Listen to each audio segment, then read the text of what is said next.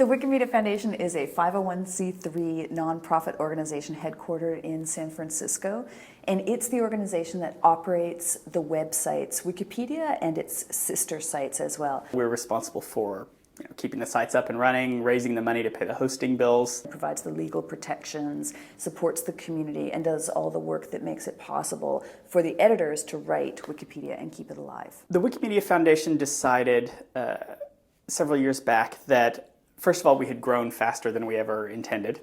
Nobody expected it to be this big of a success. Basically, we'd been running the top 5 website on shoestring and prayers. So the executive director, Sue Gardner, asked us to put together a team to look at doing a strategic plan, but with the caveat that it had to be in the same style as Wikipedia. So there's a bit of a stereotype about how it used to be done. It did used to be done alone in boardrooms, but most people don't do it that way anymore. But I knew that we would really, really, really need to not do it that way. So Wikipedia, all of Wikipedia's sister projects are grassroots projects. There are literally thousands of people all over the world who are participating in these. And the projects have always been driven by these volunteers from the bottom up. Anything that they wanted to do as an organization really had to be aligned with the movement as a whole. So my first concern going into the process was, what if we throw a party and nobody shows up? Sometimes people have this sort of false notion that, especially in this day and age on the internet, like you can post something and you can have some sort of online space, and then all of a sudden hordes of people are just going to go off and they're going to start doing stuff for you. And that's not how it works at all. You have to, create something that's compelling for other people, where they see the value for themselves to participate. But we also knew that we were going to have to go outside of the Wikimedia community to get input and expertise from other kinds of people who could bring to the table stuff that Wikipedians themselves would not know. We had 2 people on staff at the Wikimedia Foundation. I was the facilitator, and we had a project lead, Eric Kim. He actually designed the whole project. The first part was really about listening. It was about being very open. And once we went through this listening process, we wanted to identify what sort of the key topic areas would be, and then actually put together a bunch of volunteer tasks for us and do a deep dive into each of these topic areas. We did engage a consulting firm, Bridgespan, to do some of the gap analysis for us. The Bridgespan team did a ton of work to really quantify and put analysis behind a lot of the trends that are in the Wikimedia, that were existent in the Wikimedia movement.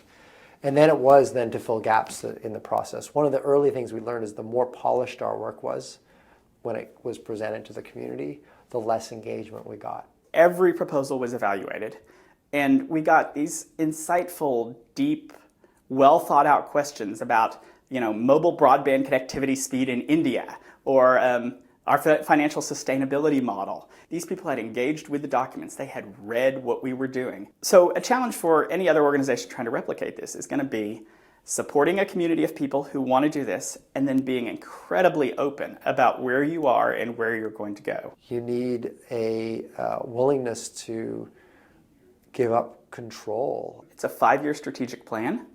It will take us into 2015. I got a little choked up when I saw the document, the final document, and it had been to the printer.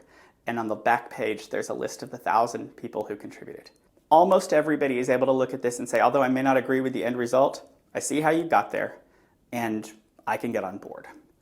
And this was a total highlight, because it was as a high quality product as I've seen in any of my other work, but it was done in a process that was, fundamentally superior to all the other ones. People respected the outcome because they did get heard, and they did have a chance to say their piece, and they did hear each other talk. And it was an authentic and honest process. The fundamental reason why I knew this project would work was because I knew we already had a community that was deeply passionate and deeply caring about the work and the mission and the other people. The success of this project, the strategy project, was not about me, it was not about Philippe, it wasn't about Barry or Sue or any of these people. It was about the community.